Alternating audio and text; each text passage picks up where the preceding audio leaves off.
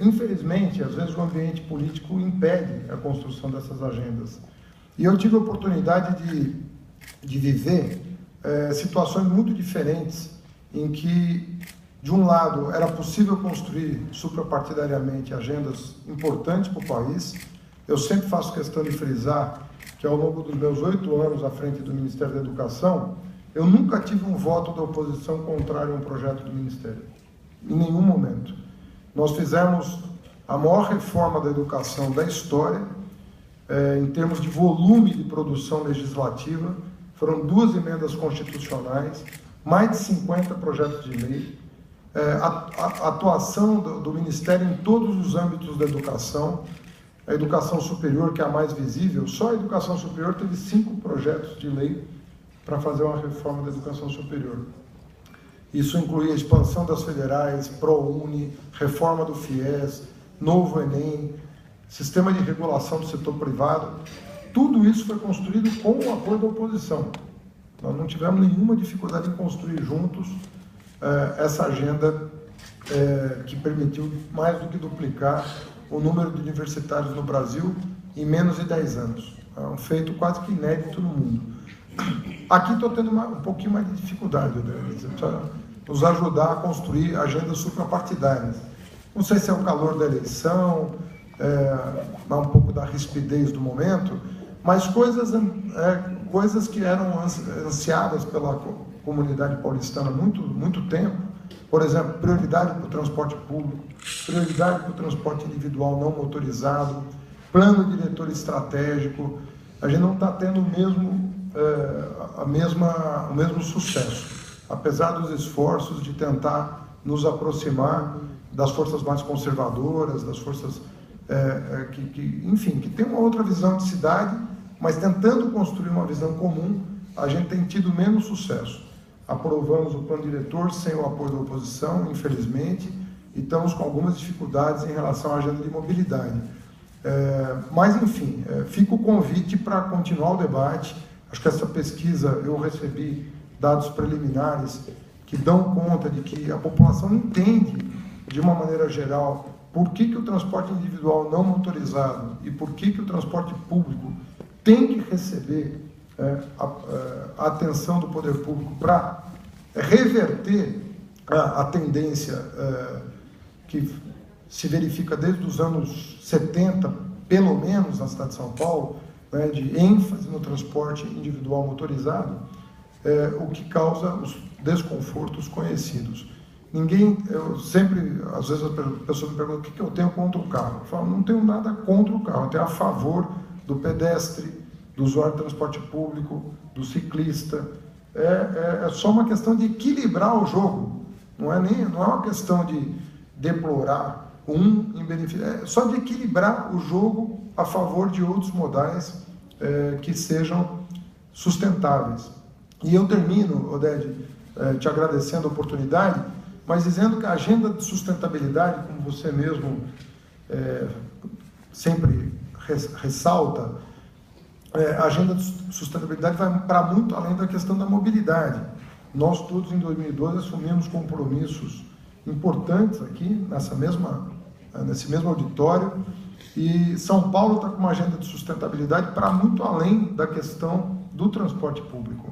Lembro que a meta que era irrealizável de coleta seletiva, quando eu dizia que havia tecnologia disponível para a gente processar 25% do resíduo sólido seco da cidade, e que diziam que não, que isso exigiria uma mobilização impossível, nós instalamos as 2 primeiras centrais mecanizadas de triagem da América Latina em São Paulo. E vamos começar semana que vem o maior programa de coleta seletiva da cidade.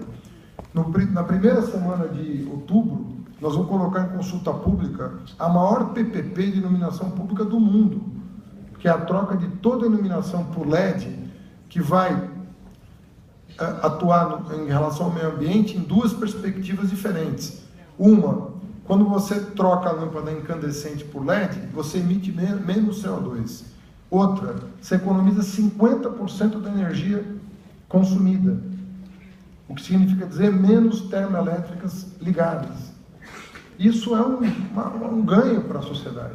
Você consumir menos energia e a energia consumida gera menos gás carbônico.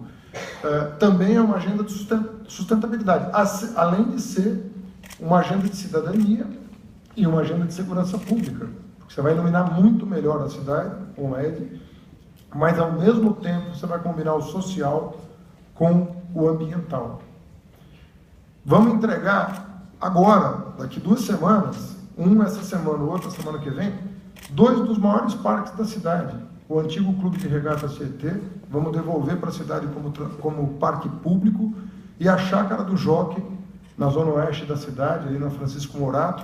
Há 30 anos a comunidade pede para aquilo virar parque, são 150 mil metros quadrados de área, estamos desapropriando, vamos ter a posse, o juiz está estudando o nosso pedido, mas devemos abrir a Chácara do Jockey também a fruição pública. Isso tudo, né, parques, plano diretor, iluminação pública, mobilidade urbana, coleta seletiva, tudo isso compõe uma agenda que recolocou São Paulo na fronteira do que tem de mais moderno em muito pouco tempo, dando demonstração de que a gente consegue alcançar aí o tempo perdido com um pouco de mobilização da sociedade, a coisa anda, né? E eu acho que uma entidade como a nossa São Paulo nos faz lembrar, em primeiro lugar, dos compromissos que foram assumidos. Em segundo lugar, demonstra que tem muita coisa depende de dinheiro, né? A gente sabe que não existe agenda pública sem recurso. Muita coisa depende de dinheiro, mas muita coisa depende de vontade de fazer, né? Muita coisa é a obstinação em buscar e um pouco de uma dose de coragem também de tomar medidas que são, a toda eleição, são anunciadas, mas que não são implementadas, porque é difícil você contrariar interesses. E o beneficiário da política pública não sai em passeata elogiando o poder público, né? Quem sai em passeata criticando é a minoria que vê os seus interesses contrariados, mesmo que a lógica imponha uma outra dinâmica para a cidade. Então, eu acho que São Paulo está vivendo um momento interessante, tem uma agenda toda em discussão. Eu acho que tem muita, para além do calor que a gente nota do debate, já tem muita luz também, já está chegando alguns holofotes assim, iluminando a cena, e eu acho que isso a gente vai viver um momento de decantação desse debate público, que vai acabar fazendo com que as pessoas percebam que a gente pode viver muito melhor. E concluo também dizendo que a gente procura a parceria não só no âmbito municipal, mas a gente tem tido bons resultados na parceria com o governo do Estado e com o governo federal. Anunciamos o PAC Mobilidade, é o maior investimento da história da cidade, mas assim, se somar muitas gestões, não dá o investimento que está sendo feito em BRTs, monotrilho, trem e metrô na cidade de São Paulo. É muita frente de obra simultaneamente acontecendo. E por que está acontecendo? Porque tem um alinhamento federativo. Nós estamos fazendo o que você está propondo que a gente faça, colocando os interesses da cidade acima dos interesses partidários. Aí você consegue alinhar e consegue, olha, é muita frente de obra simultaneamente. São 100 quilômetros de trilho, 160 quilômetros de BRT na cidade de São Paulo. Se você somar tudo que foi feito em 500 anos, não dá o que está em obra nesse momento.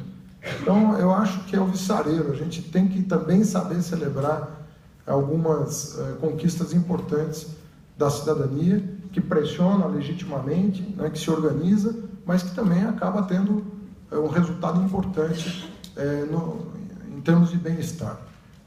Eu acho que isso tem que ser combinado com a questão da cultura, com a questão da cidadania, porque isso tudo vai gerando, não é só a questão do bem-estar material. A gente tem tido o Brasil tem vivido um ciclo de conquistas materiais, né? A ONU recentemente, no combate à fome, 75% de queda, né, da miséria no país, não é pouca coisa em 10 anos. Mas eu acho que a gente também tem que ter um crescimento de cidadania, um crescimento espiritual, para não deixar que essas conquistas materiais provoquem regressões do ponto de vista do conceito, do ponto de vista do que tipo de vida coletiva a gente quer, sobretudo numa metrópole da importância e do tamanho de São Paulo. Então, parabéns, Odélia, parabéns a todos os seus colaboradores e parabéns aos militantes das cidades sustentáveis. Obrigado.